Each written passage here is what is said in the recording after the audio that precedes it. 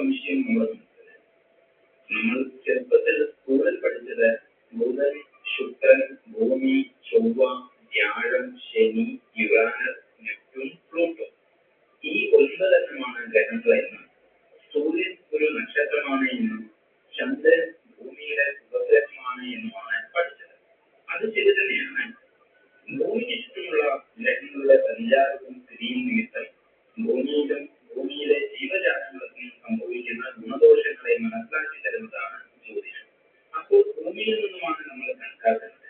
അതുകൊണ്ട് തന്നെ മേൽപ്പറഞ്ഞ ഗ്രഹങ്ങളുടെ പട്ടികയിൽ നിന്ന് ഭൂമി ഒഴിവാക്കി.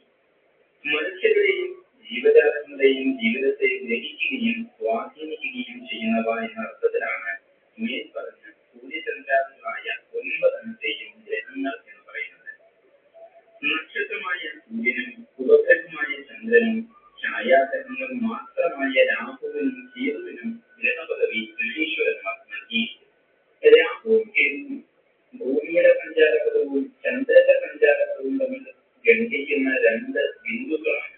ഭൂമിയിലെ ജീവജാലങ്ങളെ നിലനിർത്തുന്ന അവയ്ക്ക് അന്നവും പ്രാണനുമായി വർദ്ധിച്ചു വരുന്ന സൂര്യൻ ഭൂമിയെ അതിശക്തമായി തന്നെ സ്വാധീനിക്കുന്നുണ്ട്.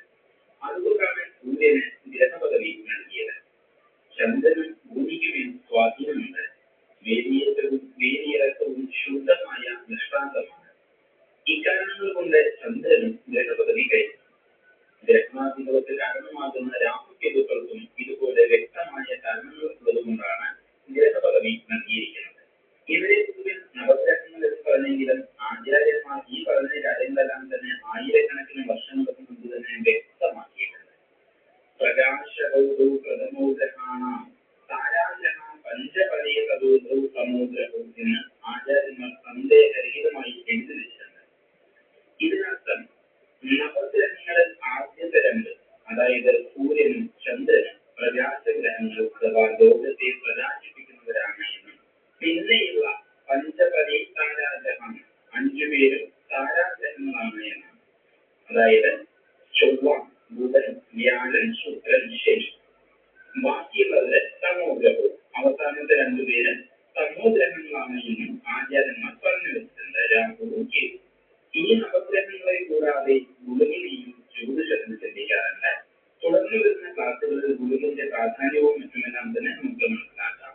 അപ്പോൾ ജ്യോതിഷത്തിൽ നവഗ്രഹങ്ങൾ ആരൊക്കെയാണ് എന്ന് മനസ്സിലാക്കിയപ്പോൾ അടുത്ത ക്ലാസ്സിൽ നവഗ്രഹങ്ങളിൽ ആദ്യം വരുന്നതായ സൂര്യനെ കുറിച്ചുള്ള കാര്യങ്ങൾ വിശദമായി തന്നെ മനസ്സിലാക്കാം. നന്ദി, നമസ്കാരം.